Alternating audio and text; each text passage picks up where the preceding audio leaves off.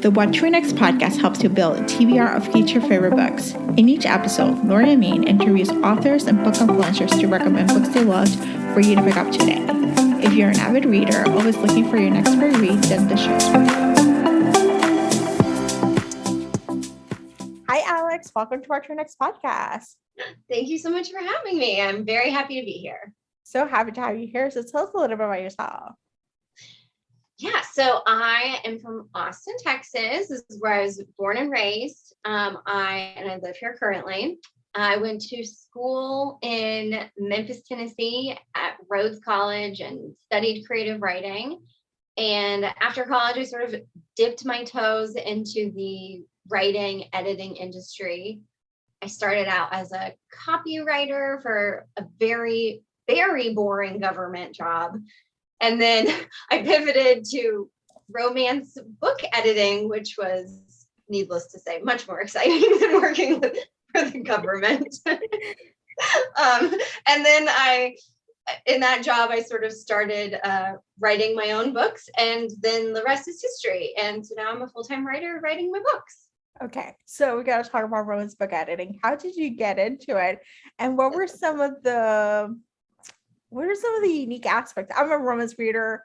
This is like a lifelong passion of mine that I discovered like 4 years ago, but 6 years ago, actually. Nice. But, what are some unique things about romance, that you discover by editing, So when I say romance publisher, that is a slight euphemism for erotica, just so people know just kind of what we're talking about here. But yeah, I got into it. I got in as a copy editor because I was just looking for like any job that I was qualified for. And the only thing I was qualified for was like, fixing periods and commas and, sentence structure.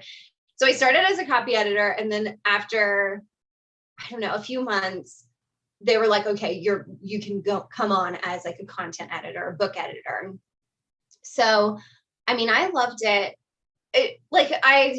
I loved it, and I didn't love it for other reasons, but I loved it because literally like part of my job was like, you need more sexual tension like built up to this like steamy scene, and like who can say that they, do that for their job? So yeah, my favorite, to be honest, we pumped out so many books, so I can't remember all the titles, but my favorite was about this Amish vampire colony.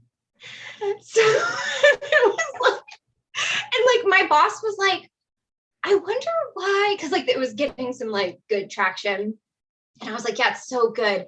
And my boss was like, I wonder why, why it's doing so well. And I was like, well, I think it's because it's kind of like double forbidden, like because like vampires and humans, they can never like fall in love because of like the obvious, like one of them's gonna kill you. Yeah. And then also I guess there was like the Amish aspect of it. So there was some forbidden romance in that as well. So anyway, it was a very fun job. Very fun day job for me. That sounds like a fun day job to look at it. And, it's different to read it for a job than to read it for pleasure. But yeah. I think it's something to just like to appreciate, like, it's a fun story to have, Who knew that Amish vampires will gain some traction. Yeah. And it's so funny because now I have I love romance novels, but I have a very small tolerance level. Like I can only read like one every few months because I can't, it's like too much for me. I get flashbacks. Yeah. Awesome. So let's chat about your writing. Let's talk about The Truth About Ben and June. Tell us the elevator pitch. Yeah. So my novel, Truth About Ben and June, is about this married couple, Ben and June, of course. They are in their early 30s and they have just had their first baby together. Mm-hmm. And they're really struggling with new parenthood. So one morning, Ben wakes up and he discovers that June is missing, and so is her suitcase. So he starts doing everything he can to figure out where June went and why she left. And the more he uncovers about his wife, the more he realizes just how absent he's really been from their life together, and also just how little he knows what is going on in his wife's day-to-day life. So as you can probably tell, there's like a little thread of mystery. It's not a mystery, but there's a thread of mystery. There's some humor in it as well. But I personally think of my book as like an exploration of a marriage and what it means to share your life with another person. So how do you develop the characters? Because the characters are probably more focused, more driven than the plot driven novels. So the process of developing the characters, did they come to you first? Did they speak to you? Like, what's the process for you? Mm-hmm. So I always think, and I'm very curious about if this is how other writers feel about their characters, but I feel like each of my characters is sort of an exaggeration of one of my traits. Mm-hmm. And then like I kind of build the rest of their character around that specific trait. So I think for June, she and I are very different. Like she is a professional dancer in New York City, and I'm a writer in Texas. But the aspects that I took from myself is we share this ambition and this drive to have a big life. We're kind of hungry for this big life, and she's a creative. I'm a creative as well. So that was kind of my window into June. And that plays a big role in not only who she is, but like the journey she's having throughout the novel, because, she was this big, lively dancer in New York City. And then when the book opens, you see that they have moved to the suburbs of New Jersey. She has a baby, and she's sort of grieving her past life, like her life as a dancer. And then so Ben was a little bit harder for me. What really clicked him into place finally is I really struggled writing him, but finally I realized what his basic desire is and what his basic fear is. And his basic desire is that he wants to be a good person and have a positive impact on the world. And his basic fear is that he is not doing that, basically.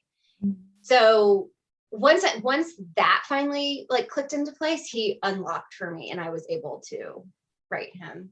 And also I will say that the other thing that helped is I finally picked an actor to play him, to like have his face in my mind. And that also helped. I love this. And so when did you start writing this in the pandemic, or? No, actually I started writing it like 5 years ago, but in the interim I published another book, an Audible original, and then I also worked on another book in the interim. So it was basically like not hit it, like a start and stop process for this book. Yeah, because it's funny enough, like now I'm asking that question because a lot of books that came up in 2020, 2021, like what was your pandemic hobby, if you actually had one, because some people did not. Some people were like, oh hell no, I did not did not do anything. Yeah, that's funny. I mean, my pandemic hobby was like making the best pizza that I could make. Woo! Okay, best toppings. Like, what kind of toppings did you play around with, or? So I have my two moods. I have my fancy mood, which is where I do like drizzled olive oil, like no red sauce, drizzled olive oil, some like fresh garlic, and then I do goat cheese and prosciutto and arugula, and sometimes some like spicy honey, like honey mixed with like red pepper flakes. Yeah, that's like and then like fresh arugula on top. Like that's my feeling fancy pizza. and then I have like my like regular night pizza, which is more like I got my pepperoni. This is like regular sauce, pepperoni, Kalamata olives, onions, peppers. Just sort of like a almost like a little supreme. you know, like everything. Yeah. I love this. Yes, that's a delicious a pandemic hobby to have. Yeah. Yeah. So some people were writing books. I was making pizza. It is okay. I spent the past 2 years speaking to authors. You know, I mean, that's a lovely thing to do. it is. It is. You know, we just figure out like whatever kept us alive. You know, Yeah, so yeah. I awesome. love it. Awesome. So tell us, do you have any books you recommend our listeners to pick out? Yes. And I've been doing some interviews and people keep asking me that question. And so I literally have my Goodreads pulled up because I keep forgetting. You know, when people ask you that and you're like, I read all the time. I have so many favorite books. And then when people ask you, you're like, you can't think of it. So yes. Yeah. So I actually just finished The Push by Ashley Audrain. Ooh. It's a good one. Have you read that one? Yeah. Tell me all about it. It's actually a comp title for one of my books, which is like why I mean, it's been on my radar for a while, but I think it was like an in-house comp title for me. And so I was like really interested to read it.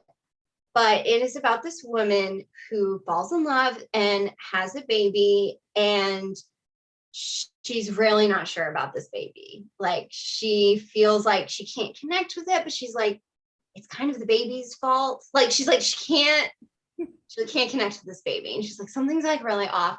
And then so it's basically through the next 12 years of her being a mother, and you see flashbacks of her own mother and her grandmother. And it kind of starts out with her mother like smoking a cigarette, and she says something about, you know, the women in this family, like something's off about us. And so it's kind of like this, I don't know, it's this beautiful character study, and it's beautifully written, and it's very subtle and very creepy. And once you've kind of made up your mind about something, you're like, oh wait, well, so maybe not. But then you're like, oh no, that is weird. So it's a very,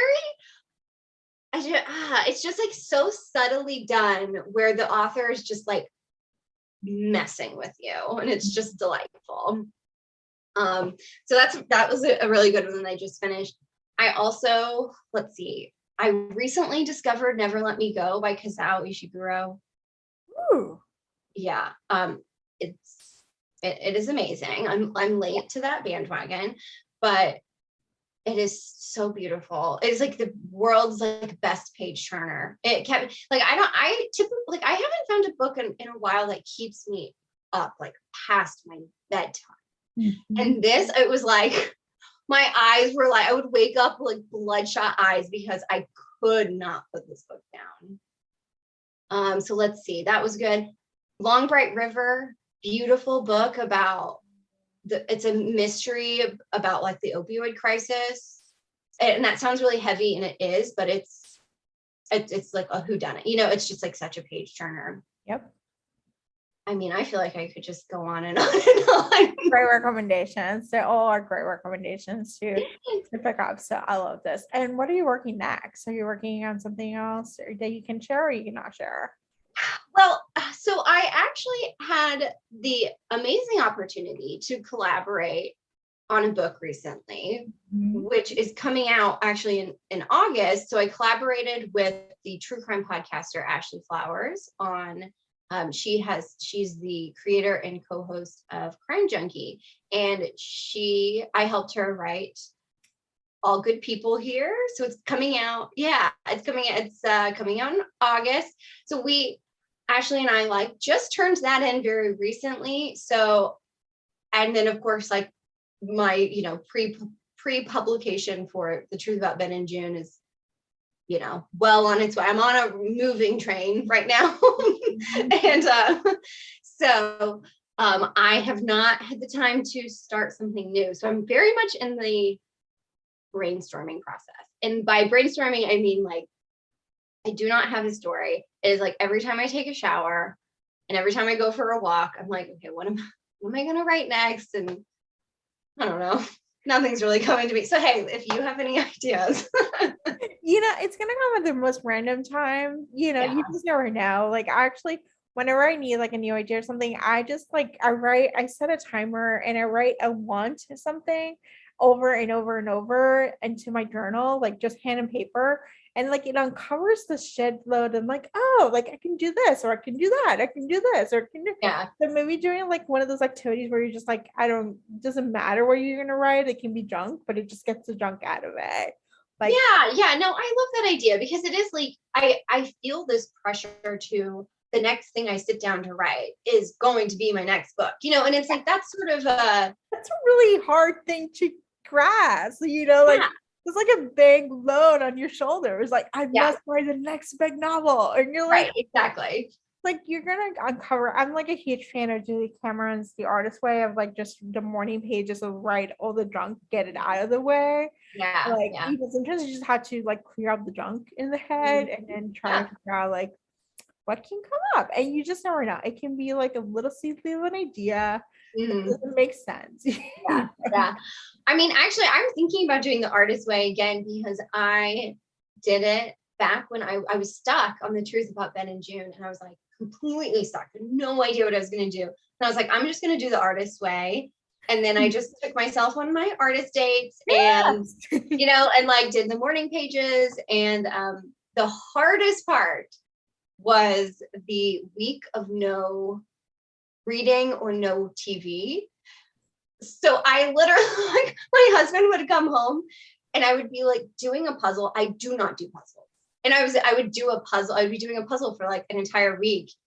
And the weird thing was like, I was so into this puzzle. My husband was like, you hate puzzles. And I was like, I know, but right now, this is the only thing I have to do in my life. Like I have a puzzle. Like I was like getting a little manic about my puzzle. So, but anyway, it did really help my writing process. It did eventually, like I got there in the end, we have a book today. You have a book today. So you just never know. Maybe the artist way, maybe we're listening.